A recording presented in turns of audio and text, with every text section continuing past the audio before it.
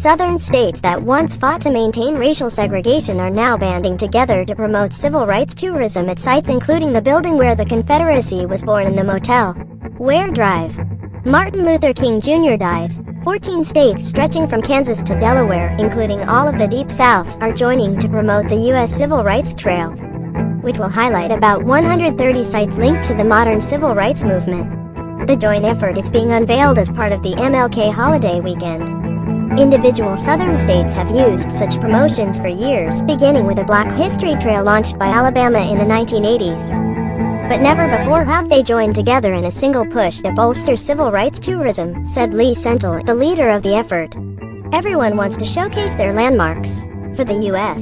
Civil Rights Trail, we're saying, what happened here changed the world, said Sentell, Alabama's tourism director. Most states participating in the promotion are part of the Atlanta-based Travel South USA, which is funded by state tourism agencies to lure visitors to the region.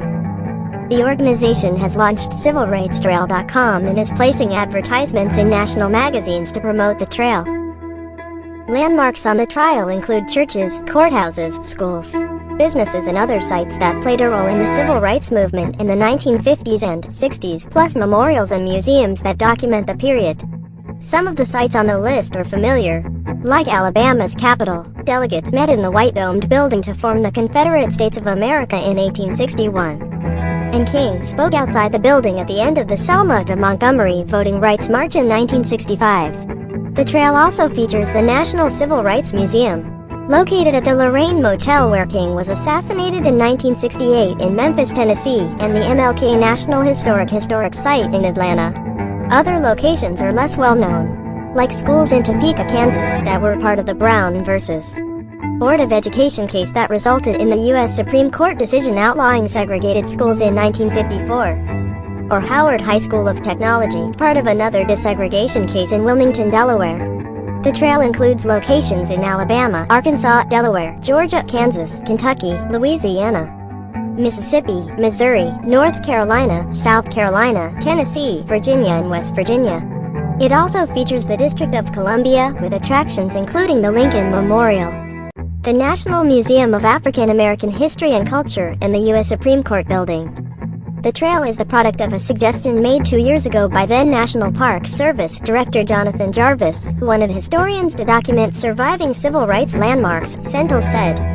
Researchers at Georgia State University located 60 sites, and states added about 70 more. Alabama, which was the site of racial violence and multiple civil rights protests in the early 1960s, has the most locations featured on the trail at 29. That doesn't include a new memorial to lynching victims scheduled to open later this year in Montgomery. Sentell said the main goal of the trial is to get tourists to cross state lines and to learn about things that happened in various cities. If someone is going to Montgomery and Selma, and we want them to go to Jackson, Mississippi, to learn about the story there and go to the Mississippi Delta and then to Memphis, he said. European visitors are a primary target of the campaign. He said, it's unclear exactly how many tourists visit sites related to the civil rights movement each year, but as many as 1.2 million people paid for admission at locations which charge admission last year in 12 southern states, Sentell said.